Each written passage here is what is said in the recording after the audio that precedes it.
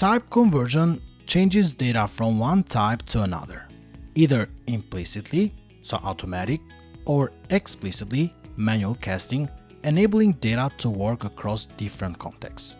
Sometimes you need to change the data type, like for example, turning the string 42 into the number 42, and C# gives you several safe ways to do this. Auto-conversion happens for safe changes, like int to double, force conversion with casting, but you might lose data. Parse methods are safer, which is going to convert text to numbers. TryParse is even safer because it will not crash if the value is not convertible. But the convert class will handle many cases. Convert that to int32, convert that to string, etc. So basically, you should be able to just pick the right tool, parse for text, casting for similar types, convert for everything else.